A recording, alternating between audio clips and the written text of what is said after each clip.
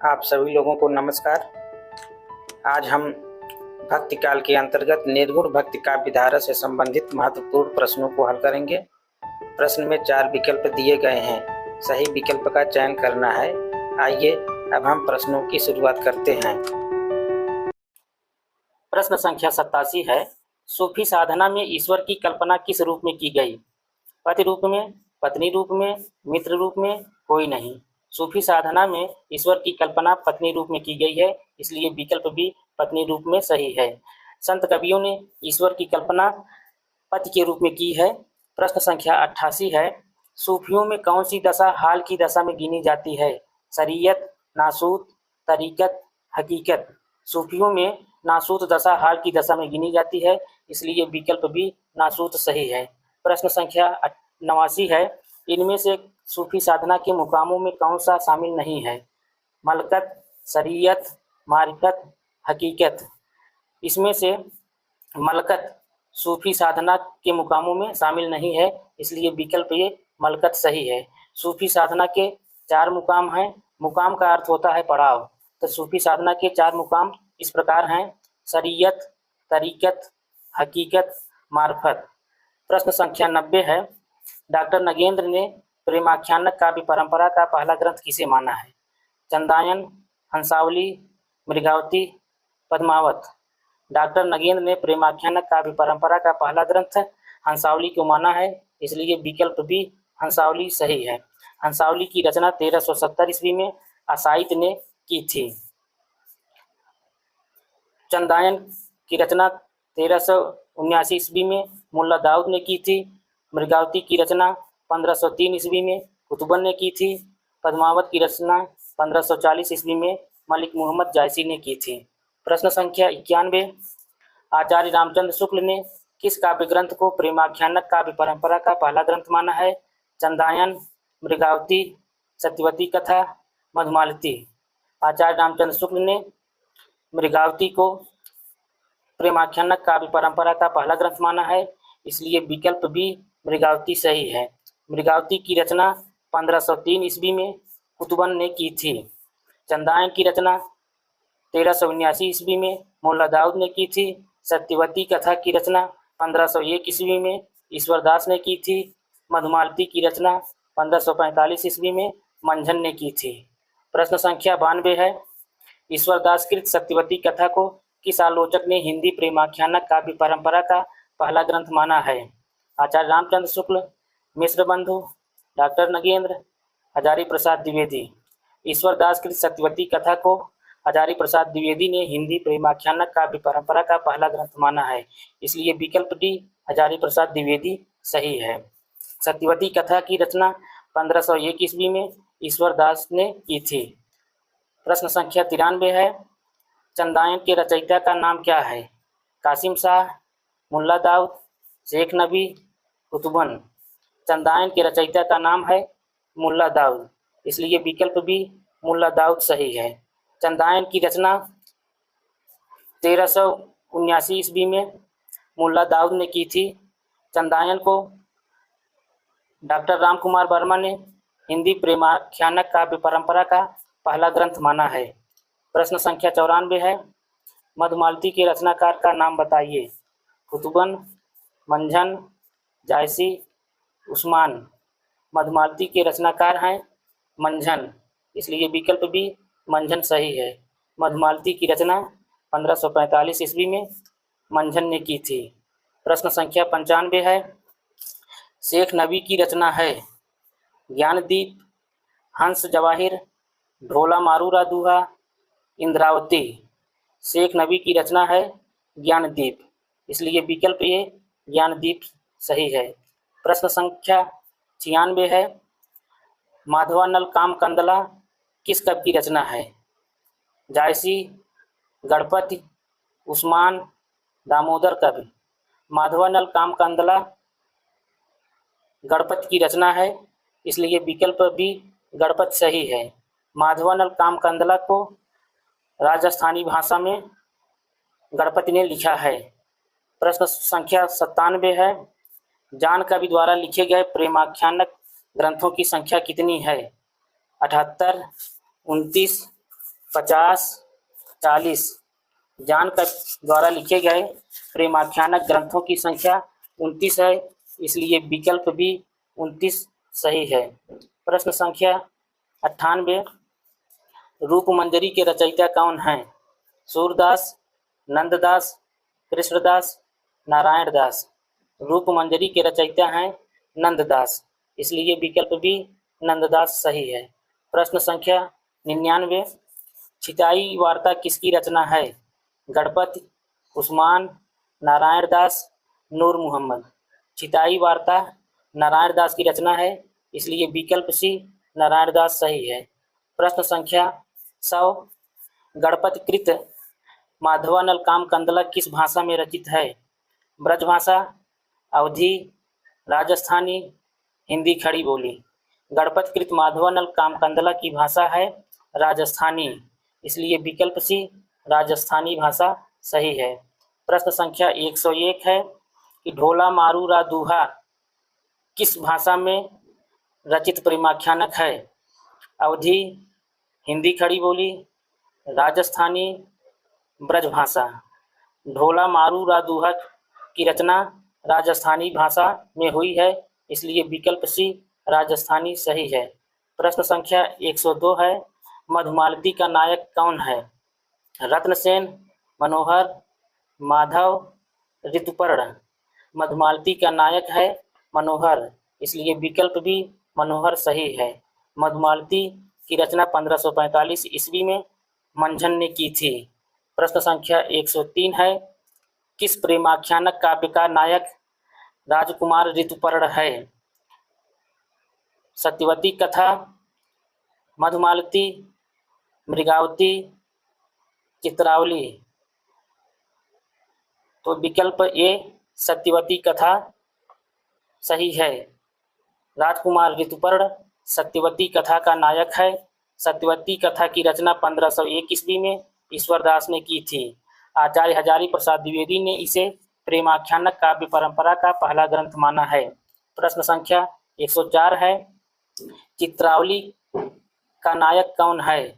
माधव, कृष्ण, सुजान, लक्ष्मण सेन। चित्रावली का नायक है सुजान, इसलिए विकल्प सी सुजान सही है। चित्रावली के रचनाकार उस्मान हैं। प्रश्न संख्या 105 है, ज्ञानदीप नामक प्रेमाख्यानक काव्य की नायिका है? पद्मावती, देवयानी, सत्यवती, इंद्रावती। ज्ञानदीप नामक प्रेमाख्यानक काव्य की नायिका है देवयानी, इसलिए विकल्प भी देवयानी सही है। ज्ञानदीप शेख नबी की रचना है। प्रश्न संख्या 106 है, लैला मजनू के कथानक को हिंदी में प्रेमाख्यानक काव्य परंपरा में प्रस्तुत करने का श्रेय किस कवि को है? ईश्वरदास, जानकवि, उस्मान, आलम। लैला मजनू के कथानक को हिंदी में प्रेमाख्यानक काव्य परंपरा में प्रस्तुत करने का श्रेय जानकवि को है, इसलिए विकल्प भी जानकवि सही है। प्रश्न संख्या 107 है, पद्मावत की भाषा है? अवधी, ब्रजभाषा, खड़ी बोली, राजस्थानी। पद्मावत की भाषा अवधी है, इसलिए विकल्प ए अवधी सही है। पद्मावत महाकाव्य की रचना 1540 ईस्वी में मलिक मोहम्मद जायसी ने की थी। प्रश्न संख्या 108 है, जायसी ने पद्मावत जब लिखा तब दिल्ली पर किस राजा का शासन था?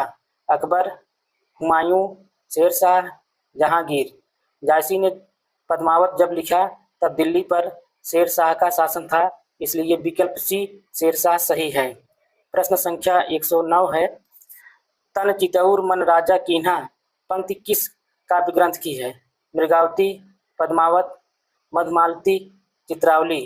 तन चितौर मन राजा कीन्हा यह पंक्ति पद्मावत महाकाव्य की है, इसलिए विकल्प भी पद्मावत सही है। पद्मावत के रचनाकार मलिक मोहम्मद जायसी हैं। मृगावती के रचनाकार कुतुबन हैं।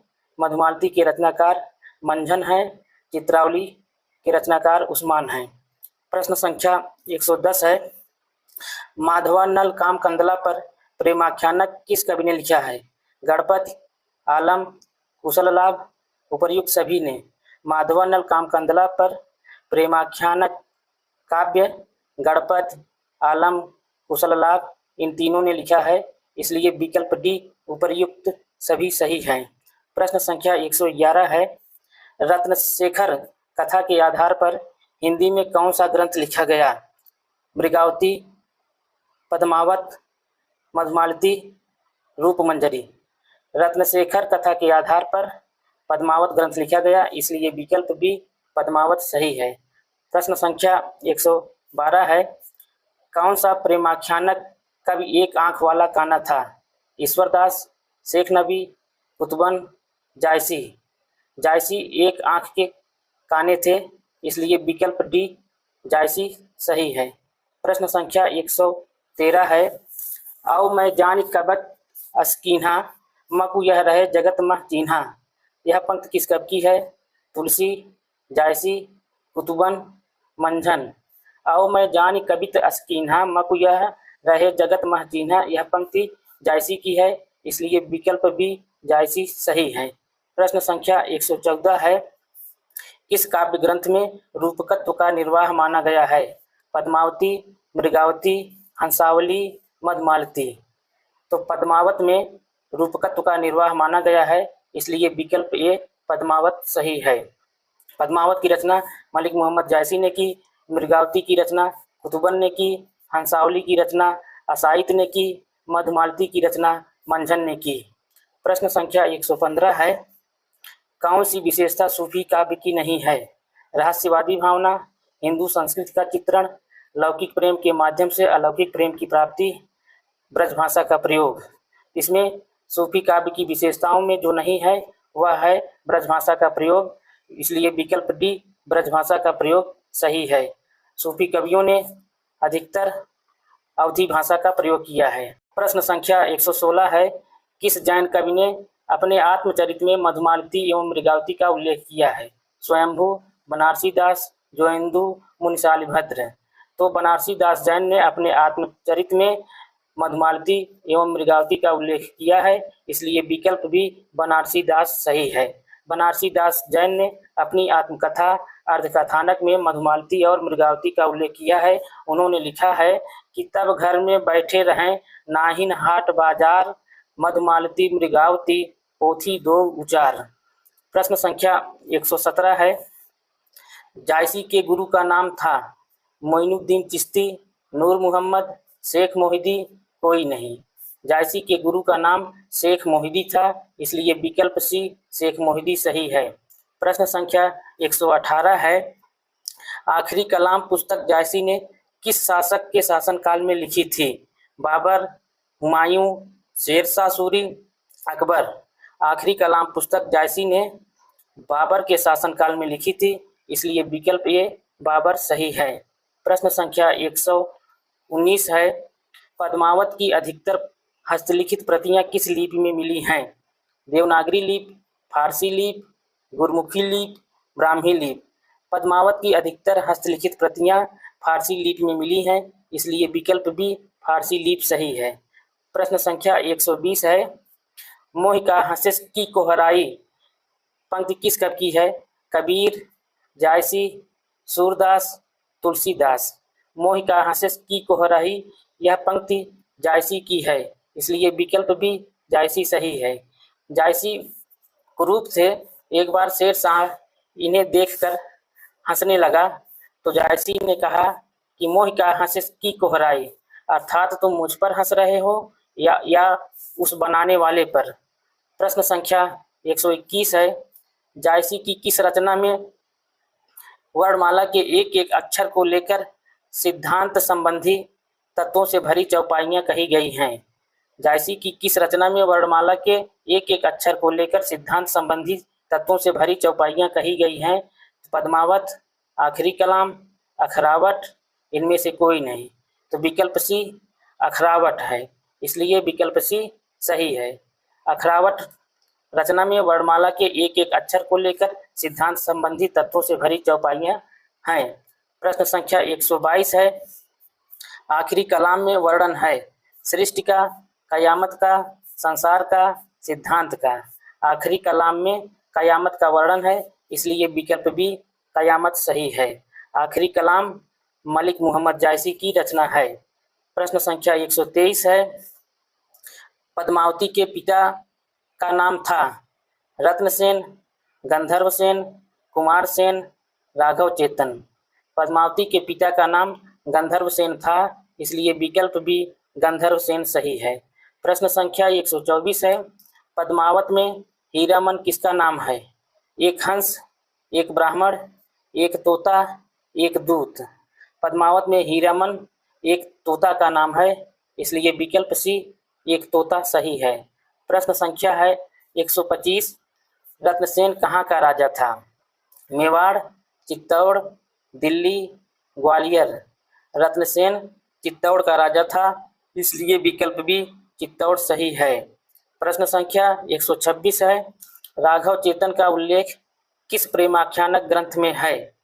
पद्मावत, मृगावती, हंस जवाहिर, मधुमालती। राघव चेतन का उल्लेख पद्मावत प्रेमाख्यानक ग्रंथ में है, इसलिए विकल्प ये पद्मावत सही है। प्रश्न संख्या 127 है। भूल चकोर दीठ मुखलावा, मेघ घटा महचंद दिखावा। यह पंक्ति किस ग्रंथ की है? हंसावली, चित्रावली, ज्ञानदीप, पद्मावत। भूल चकोर दीठ मुखलावा, मेघ घटा महचंद दिखावा। यह पंक्ति पद्मावत की है, इसलिए विकल्प डी पद्मावत सही है। हंसावली असाइद की रचना है, चित्रावली उस्मान की रचना है, ज्ञानदीप शेख नबी की रचना है, पद्मावत मलिक मोहम्मद जायसी की रचना है। प्रश्न संख्या 128 है। प्रेम गाथा परंपरा का सर्वाधिक प्रौढ़ एवं सरस ग्रंथ शुक्ल जी ने किसे माना है? मृगावती, मधुमालती, पद्मावत, सत्यवती कथा। प्रेम गाथा परंपरा का सर्वाधिक प्रौढ़ एवं सरस ग्रंथ शुक्ल जी ने पद्मावत को माना है, इसलिए विकल्प सी पद्मावत सही है। मृगावती की रचना उद्बन ने की थी, मधुमालती की रचना मंझन ने की थी, पद्मावत की रचना मलिक मोहम्मद जायसी ने की थी, सत्यवती कथा की रचना ईश्वरदास ने की थी। प्रश्न संख्या 129 है। गोरा बादल का उल्लेख किस प्रेमाख्यानक काव्य में है? पद्मावत, चित्रावली, ज्ञानदीप, हंसावली।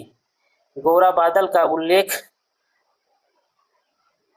पद्मावत में है, इसलिए विकल्प ए पद्मावत सही है।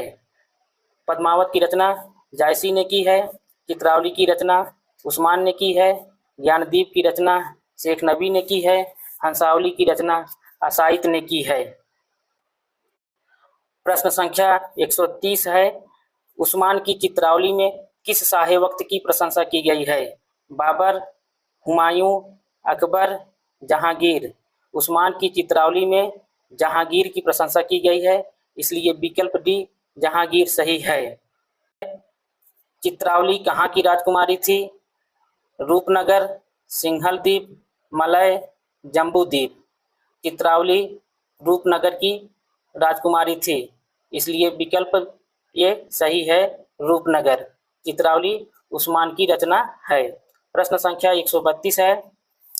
जायसी के पद्मावत में कितनी अर्धालियों के बाद दोहा है? 5, 7, 8, 6। तो जायसी के पद्मावत में 7 अर्धालियों के बाद एक दोहा है, इसलिए विकल्प बी 7 सही है।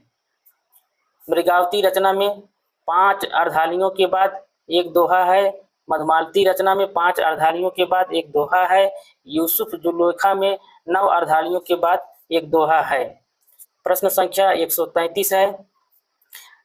कहा मानसर चाहा सुपाई, पारस रूप इहाँ लगी आई। यह पंक्ति किस कवि की है?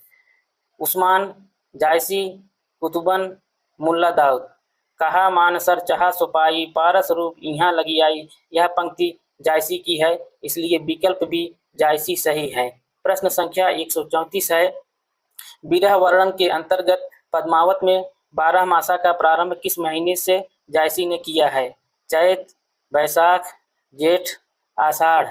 विरह वर्णन के अंतर्गत पद्मावत में 12 मासा का प्रारंभ जायसी ने आषाढ़ महीने से किया है, इसलिए विकल्प डी आषाढ़ सही है। प्रश्न संख्या 135 है।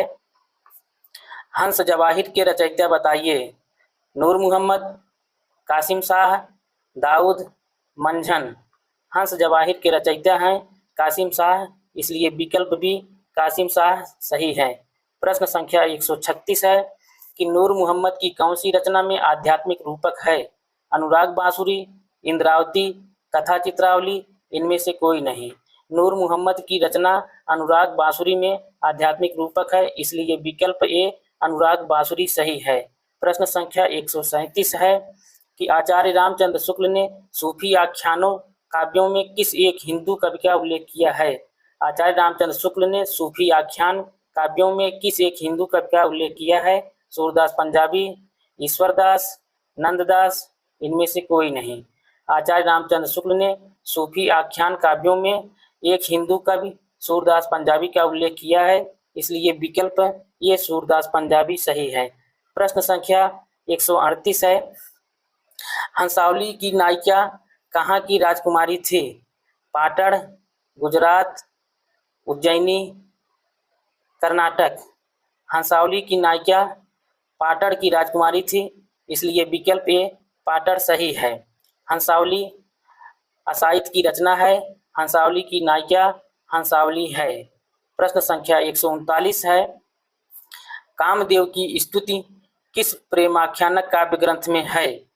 पद्मावत, हंसावली, माधवानल कामकंदला, इनमें से कोई नहीं। कामदेव की स्तुति माधवानल कामकंदला में है, इसलिए विकल्प सी माधवानल कामकंदला सही है।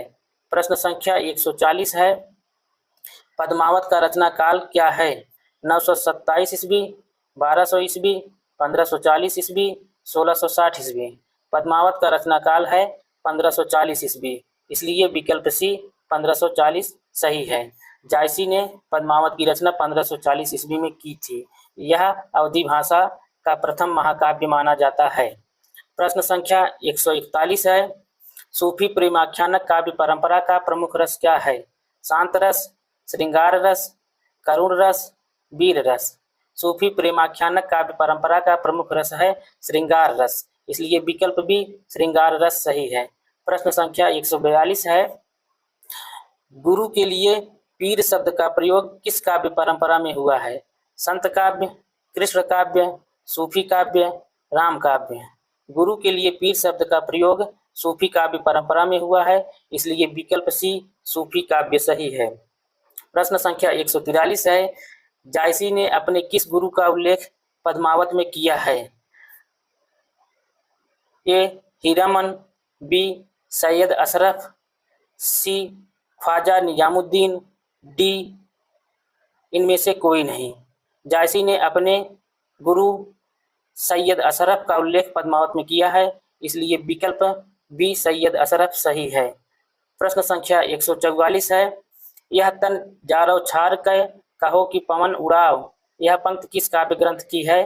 पद्मावत, चित्रावली, मधुमालती, मृगावती। यह तन जारव छार कै कहो कि पवन उड़ाव, यह पंक्ति पद्मावत काव्य ग्रंथ की है, इसलिए विकल्प ये पद्मावत सही है।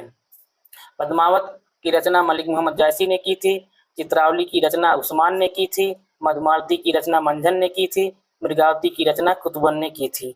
प्रश्न संख्या 145 है, लखन सेन पद्मावती कथा के लेखक कौन हैं? कुतुबन, दामोदर कवि, ईश्वरदास, जान कवि। लखन सेन पद्मावती कथा के लेखक हैं दामोदर कवि, इसलिए विकल्प बी दामोदर कवि सही हैं। प्रश्न संख्या 146 है, उत्तर रामचरित नाटक की रचना किसने की है? कालिदास, भवभूति, माघ, श्रीहर्ष। उत्तर रामचरित नाटक की रचना भवभूति ने की है, इसलिए विकल्प बी भवभूति सही है। उत्तर रामचरित नाटक में 7 अंक हैं। प्रश्न संख्या 147 है, प्रसन्न राघव के रचयिता हैं आचार्य विश्वनाथ, भवभूति, जयदेव, कालिदास। प्रसन्न राघव के रचयिता हैं जयदेव, इसलिए विकल्प सी जयदेव सही है। प्रश्न संख्या 148 है, स्वयंभू के राम कथा काव्य का नाम है? पौंचर्यु, महापुराण, उत्तर पुराण, रामचरियम। स्वयंभू के राम कथा काव्य का नाम है पौंचर्यु, इसलिए विकल्प ये पौंचर्यु सही है। प्रश्न संख्या 149 है, आधुनिक काल में रचित राम कथा पर आधारित महाकाव्य का नाम क्या है? रामचरितमानस, रामचंद्रिका, साकेत, इनमें से कोई नहीं। आधुनिक काल में रचित राम कथा पर आधारित महाकाव्य है साकेत, इसलिए विकल्प सी साकेत सही है। साकेत महाकाव्य की रचना मैथिली शरण गुप्त ने 1931 ईस्वी में खड़ी बोली में की थी। प्रश्न संख्या 150 है, इनमें से गुरु नानक का जीवन काल क्या है? 1469 से 1538 ईस्वी, 1574 से 1682 ईस्वी, 1398 से 1518 ईस्वी, 1368 ईस्वी से 1468 ईस्वी। इनमें से गुरु नानक का जीवन काल है 1469 से 1538 ईस्वी, इसलिए विकल्प ये सही है। 1574 से 1682 ईस्वी ये मल्लुक दास जी का जीवन काल है। 1398 से 1518 ईस्वी यह कबीर दास जी का जीवन काल है। 1368 से 1468 ईस्वी यह रामानंद जी का जीवन काल है। प्रश्न संख्या 151, निम्बार्काचार्य ने किस सिद्धांत का प्रवर्तन किया? विशिष्टाद्वैतवाद, द्वैतवाद, द्वैताद्वैतवाद, शुद्धाद्वैतवाद। निम्बार्काचार्य ने द्वैताद्वैतवाद का प्रतिपादन किया था, इसलिए विकल्प सी द्वैताद्वैतवाद सही है। निम्बार्काचार्य ने द्वैताद्वैतवाद सिद्धांत का प्रवर्तन किया था। विशिष्टाद्वैतवाद का प्रवर्तन रामानुजाचार्य ने किया था। द्वैतवाद का प्रवर्तन मध्वाचार्य ने किया था। शुद्धाद्वैतवाद का प्रवर्तन वल्लभाचार्य ने किया था। प्रश्न संख्या 152 है, पुष्टि मार्ग का संबंध किस दार्शनिक मत से है? अद्वैतवाद, द्वैतवाद, शुद्धाद्वैतवाद, विशिष्टाद्वैतवाद। पुष्टि मार्ग का संबंध शुद्धाद्वैतवाद से है, इसलिए विकल्प सी शुद्धाद्वैतवाद सही है। शुद्धाद्वैतवाद के प्रवर्तक वल्लभाचार्य थे। विशिष्टाद्वैतवाद के प्रवर्तक रामानुजाचार्य थे। द्वैतवाद के प्रवर्तक मध्वाचार्य थे। अद्वैतवाद के प्रवर्तक शंकराचार्य थे। प्रश्न संख्या 153 है, नाथ पंथ एवं संत काव्य के बीच की कड़ी किस संप्रदाय को माना जाता है? सिद्ध संप्रदाय, गोरख संप्रदाय, कबीर पंथ, निरंजनी संप्रदाय।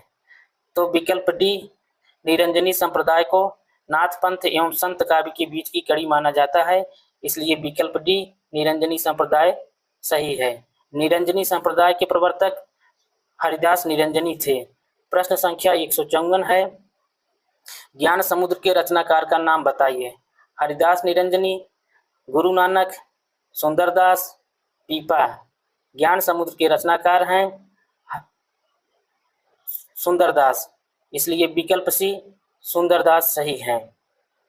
प्रश्न संख्या 155 है, इनमें से दादू दयाल का शिष्य कौन सा कवि है? कबीर, नानक, हरिदास, सुंदरदास। तो इनमें से दादू दयाल का शिष्य हैं सुंदरदास, इसलिए विकल्प डी सुंदरदास सही है। प्रश्न संख्या 156 है, पद्मावत में पद्मावती किसका प्रतीक है? शरीर, मन, हृदय, बुद्धि। पद्मावत में पद्मावती हृदय का प्रतीक है, इसलिए विकल्प सी हृदय सही है। प्रश्न संख्या 157 है कि पद्मावत की रचना कब हुई थी? 1540 ईस्वी, 1550 ईस्वी, 1490 ईस्वी, 1580 ईस्वी। पद्मावत की रचना 1540 ईस्वी में हुई थी, इसलिए विकल्प ये 1540 सही है। पद्मावत महाकाव्य की रचना मलिक मोहम्मद जायसी ने की थी। प्रश्न संख्या 158 है कि किस प्रेमाख्यानक ग्रंथ में नायक एक पत्नी व्रत का पालन करता हुआ एक सुंदर राजकुमारी का प्रणय प्रस्ताव ठुकरा देता है? पद्मावत, मधुमालती, मृगावती, चंदायन।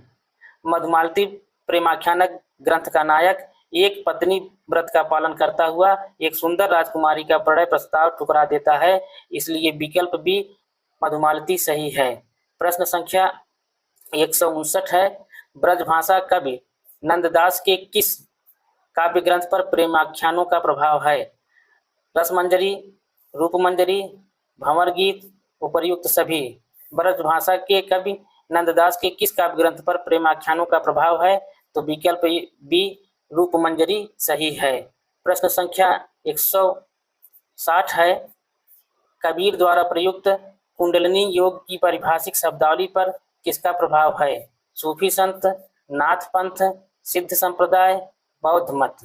कबीर द्वारा प्रयुक्त कुंडलिनी योग की पारिभाषिक शब्दावली पर नाथ पंथ का प्रभाव है, इसलिए विकल्प बी नाथ पंथ सही है। प्रश्न संख्या 161 है, इनमें से वल्लभाचार्य का शिष्य कौन नहीं था? कुंभन दास, सूरदास, नंददास, कृष्णदास। इसमें से जो है नंददास वल्लभाचार्य के शिष्य नहीं थे, इसलिए विकल्प सी नंददास सही है। नंददास गोसाई विठलनाथ के शिष्य थे। प्रश्न संख्या 162, राजकुमार ऋतुपर्ण किस सूफी प्रेमाख्यानक का नायक है? सत्यवती कथा, हंसावली, ज्ञानदीप, चित्रावली।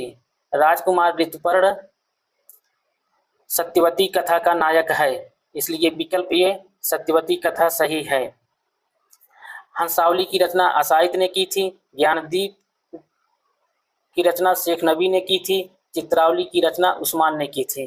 प्रश्न संख्या 163 है, किस काव्य ग्रंथ में वर्णमाला के प्रत्येक अक्षर को लेकर सिद्धांत निरूपण किया गया है? आखिरी कलाम, अखरावट, ज्ञानदीप, हंस जवाहिर। तो अखरावट में वर्णमाला के प्रत्येक अक्षर को लेकर सिद्धांत निरूपण किया गया है, इसलिए विकल्प भी अखरावट सही है। अखरावट मलिक मोहम्मद जायसी की रचना है। आखिरी कलाम भी मलिक मोहम्मद जायसी की रचना है। ज्ञानदीप रचना शेख नबी की है। हंस जवाहिर कासिम शाह की रचना है। प्रश्न संख्या 164 है, किस सूफी प्रेमाख्यानक की रचना 1503 ईस्वी में की गई? पद्मावत, मृगावती, मधुमालती, चंदायन। तो मृगावती सूफी प्रेमाख्यानक की रचना 1503 ईस्वी में कुतुबन ने की थी, इसलिए विकल्प बी सही है, मृगावती। प्रश्न संख्या 165 है, सो दिल्ली असनि बहुर देशु को न बहुर कहे सनेसु में दिल्ली किसका प्रतीक है? यह लोक, परलोक, ससुराल, पीहर। तो सो दिल्ली असनि बहुर देशु को न बहुर कहे सनेसु में दिल्ली परलोक का प्रतीक है, इसलिए विकल्प भी परलोक सही है। प्रश्न संख्या 166 है, नागमती कौन थी? जायसी की पत्नी, पद्मावती की सखी, रत्नसेन की रानी, इनमें से कोई नहीं। नागमती रत्नसेन की रानी थी, इसलिए विकल्प सी रत्नसेन की रानी सही है। प्रश्न संख्या 167, सो धन बिरहे जरि मुई तेहि धुआं हम लाग में धन शब्द किसके लिए आया है? पद्मावती, नागमती, मधुमालती, मृगावती। तो सो धन बिरहे जरि मुई तेहि धुआं हम लाग में धन शब्द नागमती के लिए आया है, इसलिए विकल्प भी नागमती सही है। तो इसमें जो है यह पंक्ति ऐसी है, पीयूष सो कहियो संदेशड़ा, पीयूष से कहियो संदेशड़ा, हे भवरा हे काग, सो धन बिरहे जरि मुई तेहि धुआं हम लाग। तो इसमें जो है धन शब्द नागमती के लिए आया है। यह पद्मावत की पंक्ति है, पद्मावत को मलिक मोहम्मद जायसी ने लिखा है। प्रश्न संख्या 168 है, शेरशाह सूरी के समय कौन सी प्रेमाख्यानक की रचना हुई? मृगावती, मधुमालती, अनुराग बासुरी, पद्मावत। शेरशाह सूरी के समय पद्मावत की रचना हुई थी, इसलिए विकल्प डी पद्मावत सही है। पद्मावत की रचना 1540 ईस्वी में अवधी भाषा में मलिक मोहम्मद जायसी ने की थी। प्रश्न संख्या 169 है, मोह का हंसह की कोहराई, यह पंक्ति किस कवि की है? कबीर, दादू, जायसी, सुंदरदास। मोह का हंसह की कोहराई, यह पंक्ति जायसी की है, इसलिए विकल्प सी जायसी सही है। प्रश्न संख्या 170 है, कौन सा संत कवि सबसे पहले उत्पन्न हुआ था? सूर, जायसी, कबीर, हरिदास निरंजनी। तो सबसे पहले उत्पन्न हुए थे कबीर, इसलिए विकल्प सी कबीर सही है। कबीर दास जी का जन्म 1398 ईस्वी में हुआ था। प्रश्न संख्या 171 है, अंगबधु के संकलनकर्ता कौन थे? दादू, रज्जब, सुंदरदास, परशुराम चतुर्वेदी। अंगबधु के संकलनकर्ता थे रज्जब, इसलिए विकल्प भी रज्जब सही है। प्रश्न संख्या 172 है, हीरामन तोता किस सूफी प्रेमाख्यानक का पात्र है? पद्मावत, मृगावती, चंदायन, हंसावली। हीरामन तोता पद्मावत सूफी प्रेमाख्यानक का पात्र है, इसलिए विकल्प ए पद्मावत सही है। मृगावती की रचना 1503 ईस्वी में कुतुबन ने की थी। चंदायन की रचना मुल्ला दाऊद ने की थी। हंसावली की रचना असाइद ने 1370 ईस्वी में की थी।